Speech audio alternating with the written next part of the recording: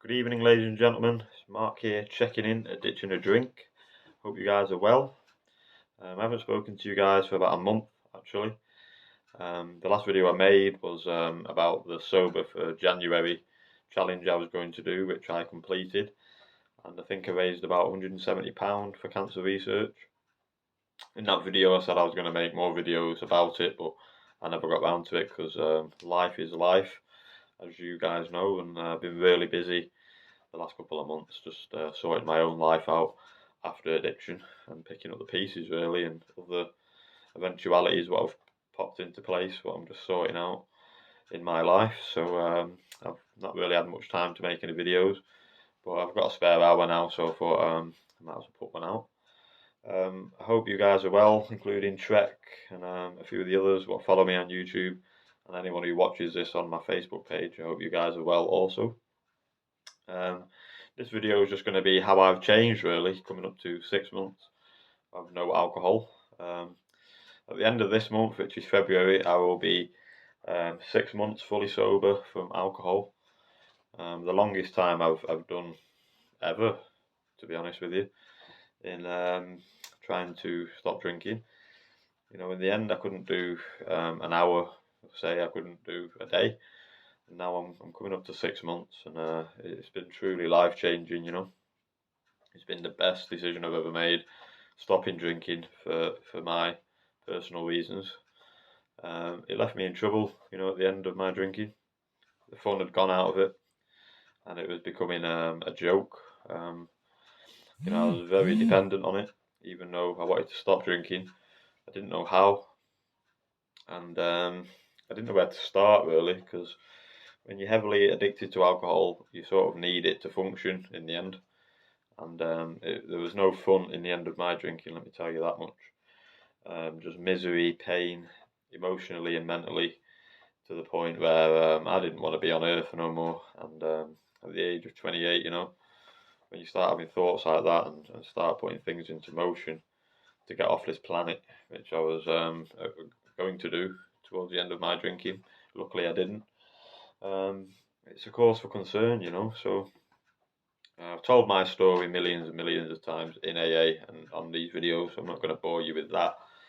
But I just want to give you a few insights as to what you can expect in early sobriety when you stop drinking, i.e. the first few days, coming up to the first few weeks, the first few months, and up to the point of where I am now, which is coming up to nearly 6 months, and the progression in between that time, really.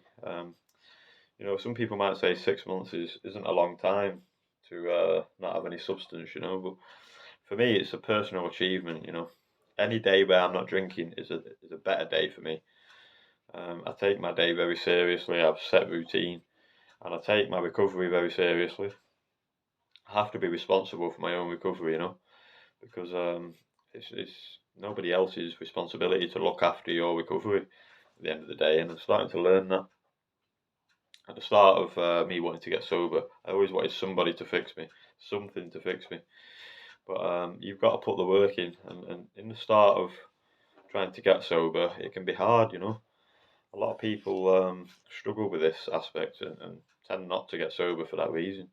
But no good things come without no hard work, you know. You've got to grin and bear it. And I'm still putting hard work in now. So don't get me wrong, living a sober life can be, you know, it can be hard. It can be hard sometimes, but it's better. It's better for the, you know, everything you gain and everything you get back and everything you achieve in sobriety. You did it yourself. And drink for me, although it achieved me a few things when I was in my teenage years, growing up, like friends and job opportunities and stuff like that, and different social outlets. It never really, I could never really prosper in drinking, you know, because it always held me down. It always burdened me, you know, into a hole I couldn't really get out of because I was always having to drink, and everywhere I went, drink had to come with me, and everything I did, social or not social, revolved around drink, and it had to be there, you know, because I couldn't do this for one, like talking to a camera.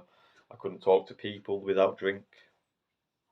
I couldn't do my day without drink in the end. But I live a very clean life today, and I try my best to keep sober. You know, you got to take it very seriously, like you would take, I don't know, just say like going for a wash is part of your routine in the morning, or having a wash and brushing your teeth or whatever, or you know, eating breakfast is a and eating dinner. That's part of a routine. I've got to take my recovery as part of a daily routine. So I do certain things. Pardon me. I do certain things in the day to ensure that I'm going to stay sober in that day. If that means attending AA meetings, I do that often, mostly every evening. I've not attended one for a few days, coming up to a week now, because I've got other stuff going on, but I do try to attend as many meetings as possible. So that's big in recovery and just staying connected with alcoholics of our types, and just staying connected in the loop because the moment you start to slip is when you don't go to meetings, you don't do your routine, you don't do what you used to do in the day, and then you get that lurking notion of whether, just to try the odd one, you know. Never works in the millions of times I've tried to just have one. It's never been just one, has it? It's been picked up a drink and then put it down for 6 years once, so that isn't just one drink, is it? So, but what's happened from when I first stopped drinking to now? When I first stopped drinking, the first 3 or 4 days was hectic. My mental health was really bad. I was physically withdrawing. I was shaking. I couldn't sleep. I had restless legs. It was like shaking. I was sweating buckets. I couldn't eat, like I just said. And it was like, I don't know how to describe it. It was like a living hell when I first stopped drinking. I thought, is this how I'm going to feel for the rest of my life? I need a drink. But them feelings were short lived. Got to a week, and the alcohol had fully left my system. But I was still left with the addictive personality of, going back to the drink. Even though I had a week break, well, it was 2 weeks all in all. But after the first week, I started to feel better, started to eat more. And then after the 2 weeks, when I got released from the detox I was in, um, yeah, I started to get those lurking notions of should I go drinking again, and I think that happens for a lot of people. Luckily for me, I attended an AA meeting that 2 days later after I come out, and not looked back since.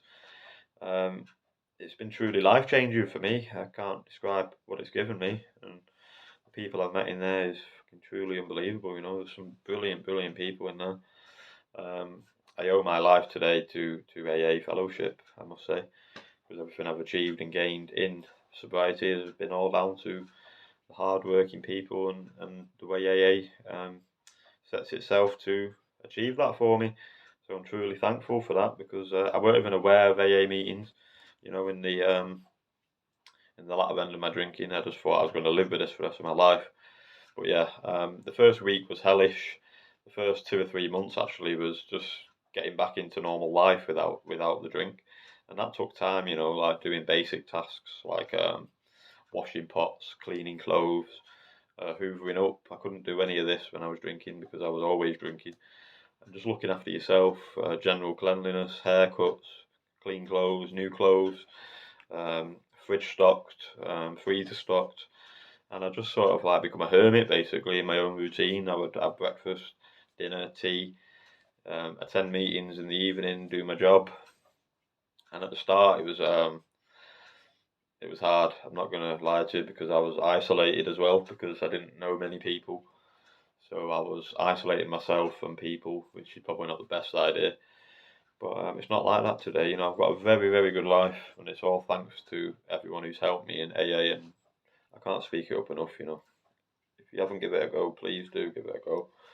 I shouldn't be advertising it, but I just can't stress enough how much this stuff works. Today I've got a relationship in sobriety. I've got opportunities. I'm clean. I've got my family back, which is something I've wanted for years. And I've got a better relationship with them now than I ever did drinking, and it's fucking truly blessing, to have that because I'm truly grateful for that, I'm clean, I'm sober, I'm fresh, I'm energetic. My diet's a bit up and down, but we can work with that, you know. But it's just great to wake up on the morning and know you didn't do anything bad the night before, and anything you did do bad, you apologised and let it go. because life's too short, you know. You only get one of these things, and live it to the max within reason. But a clean, sober life is a happy life. You know, I try to live a spiritual life, which means I try to do the best. I try to be the best person I can be, so it portrays on others. So if I can be the best person I can be and take responsibility for my own actions and my own downfalls, that's the only. I used to always think it was somebody else's problem, but it's my problem. I've got to take responsibility and take full inventory of my problems and address them. You know, because I'm 28 years old now. I can't just keep pushing stuff under the carpet. These things have got to get addressed. I felt the best I've ever felt my whole life. I'm 28, things are looking up. I feel good. Um, you know, I still get down days, don't get me wrong. I still get those thoughts now and again. I had a thought the other day, actually. It was 20 seconds long. I thought, I wonder what it's like to be a drinker. And then sort of thought about having a drink. And I thought, no, that's not for me. And then just it just went. It's weird how you get these thoughts still, you know. That's why I have to keep engaged.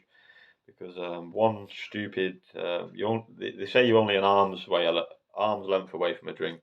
I think that's wrong. I've got many processes and solutions to not pick up the first drink, and I've learned that in AA as well. Instead of picking up a drink, I can pick up a phone and just text the hundreds of people I know in AA now what will help me and talk me out of the situation probably. So we're in this together. You're not alone. If you're watching this and you're deep in addiction and you don't know a way out, please do message me or email me at markbradburn157@gmail.com. I'll leave the link of that email address in the description of this video below. But yeah, a sober life is a happy life. This is what I look like now, coming up to 6 months. I'm putting on the weight. You know, life's good, you know. It's not all thrills. It's not all living life on the edge. I've got a very consistent life. When I was drinking, my life was, it was like up, down, down, down, here. Now my life's just the odd little whew, and then it goes whoo, whoo, but it's steadied. If that's how I could describe, if I could describe sobriety in emotion, it's like this, you know, just steady. If I could describe addiction in the same motion, it's like, but yeah, I'll leave it there. Thank you guys, take care, have a good weekend. Don't do anything I wouldn't do, but behave, and peace.